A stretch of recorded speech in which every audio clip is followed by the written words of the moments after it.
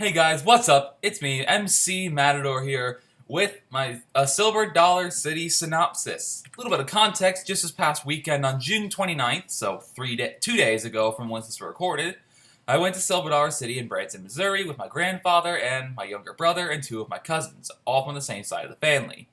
I was there from open, which is 9:30 a.m. Well, I got there half an hour early so I can take care of Trailblazer Pass or something like that and just get maps and be able to find my way around, beat some of the crowd to Time Traveler. And one of the reasons I left so early is that it was very hot that day. It was about in the high 80s, but it was high humidity. So the heat index close to midday reached around 102 degrees Fahrenheit. I was able to ride 4 of the 5 coasters there. I'll cover which one I missed later on. I'll cover each one in a light depth and give my overall opinion of the park in the end. It's a little different than how my synopsis goes because usually I'd recall my day, but I will kind of maintain that because I'm going in chronological for the coasters I've ridden. But I realized, especially during the ride there and back, that I'm not going to be able to do a review of every single roller coaster I even ride here. Like there's only 1 or 2, maybe, or probably at most 3 that are worth doing a review about. So I can give my thoughts on some of the lesser coasters already, just so you know what I think of them instead of having to wait for my inevitable 200 coaster countdown, whatever it'll be called at that point. It was Bonanza, Calamity, I don't know, Debacle, just to go BCD. We'll see. The first coaster, like I said earlier, I booked to was Time Traveler, my first ride of the day and ended up being my last ride of the day. It was very popular with my younger brother and my cousins, and it was the only one they thought it was fun enough to re-ride. Now, despite the long line, they are more on the side of GP than coaster enthusiasts. They like riding roller coasters, and they can tell a good one from a poor one. Maybe not like or at least they ride the ones that are like crowd pleasers the most. They're just more or less GP, but they kind of have some knowledge because we do travel to like Cedar Point with these people and Carowinds. I think we went to them with them. I rode it twice in the back car. Back car has a forward-facing and a backwards-facing row. I rode my first ride backwards-facing and my second ride forward-facing. The drop is fantastic, and it's full of ejector airtime if you're in the back row. I can imagine you get some decent hang off the ledge if you're in the front row. That's very well themed, the station as well. Like it's honestly pleasing to look at, and the grandfather clock that you hear as you leave is just sets the tone. It's almost mellow in ways. The inversions and overbanks all have fantastic airtime, and even when you're overbanking, if depending on the rotation of your seat, sometimes you feel like you're upside down. You never know which way you're truly facing until the ride's over. It's a fantastically fun, smooth, and enjoyable ride that I would ride several times per visit, and it would never get stale for me, this ride. It is a little slow, and I don't like how I brake during the launch, the first launch. Or was to break just before the first launch. But honestly, those are just nitpicks compared to the fantastic thing. I think my 3 favorite elements, first being the drop, and then my 2 favorite inversions are the vertical loop and the dive loop. Those are probably the best inversions on the thing. There's also a twisted airtime hill, which if you're facing backwards on that twisted airtime hill, you're going to get flung over that thing. And it took me as a surprise, as I got that feeling on the second ride, and it was really fun. And the terrain is fantastic as well.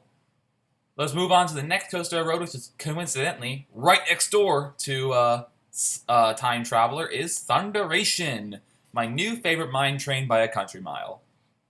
Relatively smooth, did have a few bits of, improper track work or age, very aggressive, and interacted with the terrain fantastically. Basically, from the time you leave the station to the time you get to the lift hill, it's a downhill, helix-like terrain with some airtime moments, fantastic laterals, speed, and you're pretty high off the ground as you're going down. Then you go up a 120-foot lift hill, which I think is the worst part of the ride. Like, it's not even a fun lift hill. It's very loud, and you're indoors for half of it as well. It's very loud. That's what I don't like about it. And I think after the lift hill, there's really only 1 or 2 elements, and I think it's a drop, a bank drop, and then like another turn, and then you're back in the station. So yeah, but I rode it in the 3rd row with my cousins in the 4th row, and I would definitely ride this every time I visited. I will say that towards the end, I will spoil it a little bit. There is not a single bad coaster, maybe other than the kiddie coaster at Silver Dollar City. They only have 5 coasters, 6 if you count the kiddie, but they're all of quality. My favorite ride at Silver Dollar City by a considerable margin was Outlaw Run, which I rode 3 times. Unlike Time Traveler and like Thunderation, I was able to get a station wait on this thing every time. And in fact, if I wanted to sit in the middle rows, which I didn't, it would have been a walk-on. I was able to ride in rows 2, 11, and 12. 12 being the very back.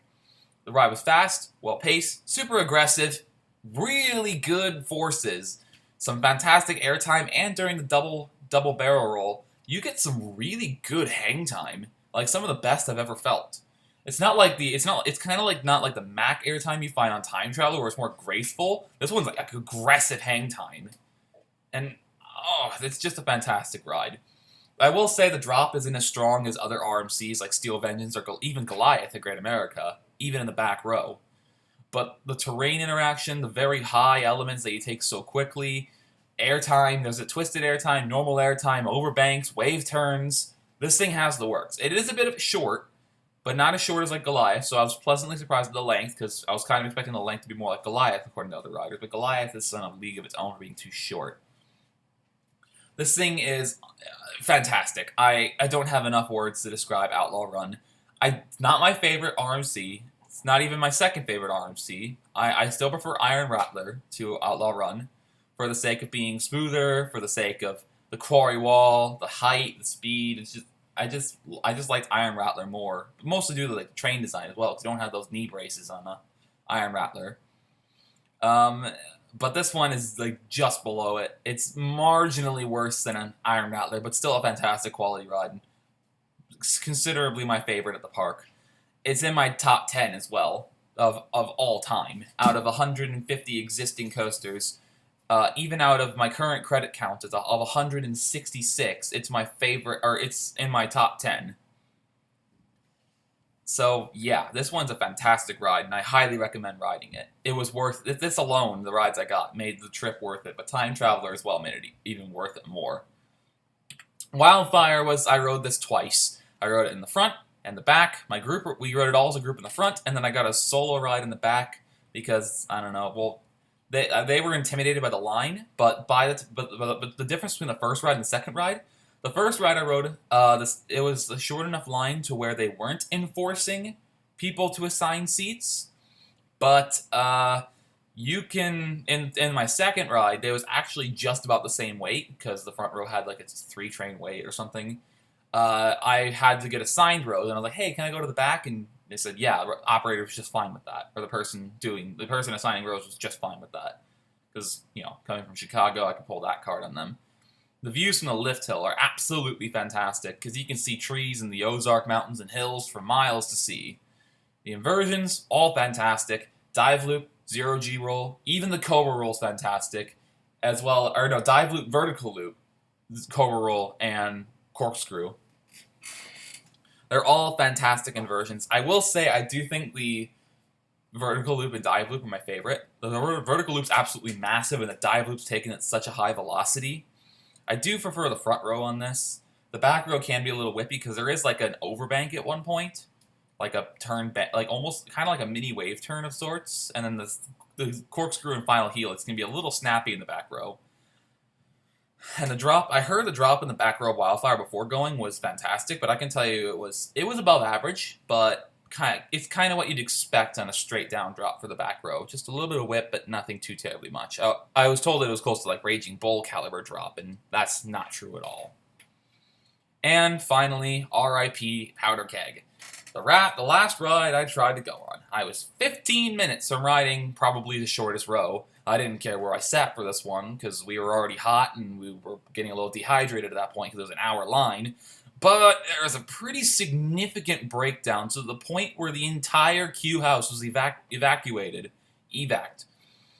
I tried to go back 1:30, 2 o'clock just before we left, but it was still down, and they had no idea when it would open back up. I was kind of hoping that it would go back up later in the day, but my group that I was with, my family, was already getting pretty restless, and since there was no timetable for when it'd be back open, we didn't want to just end up waiting hours, especially in a very busy and hot park, despite there being good shade. We didn't want to wait the entire day just to find out that it'd be down all day, because I wouldn't have been surprised based on the way it was sounding that it was down all day. Never in my life had I seen an entire queue house be evacuated because of a breakdown. That just kind of goes to show how bad it was. Because we had a breakdown on our second ride of Time Traveler, and because I can't remember if, like, I think they got stuck in one of the launches or something. I can't remember. I just remember that the first train was in the station and the second train was not on the brake run. So they probably had to evac people for the launch or something and gave them tickets for like a Trailblazer pass or something. So all that aside, I mean, this is only my 5th ever missed credit. I mean, 2 of them I missed back in 2014 when I didn't know any better. I wasn't even a full-blown enthusiast back then. I missed West Coaster at Santa Monica because I didn't want to fork over $10 for a coaster. So technically, this is only my 2nd actually missed credit because of unfortunate circumstances. Like, the only one I've ever missed due to maintenance or breaking down consistently was Goliath at Six Flags New England, which I've actually missed twice because that thing never works properly.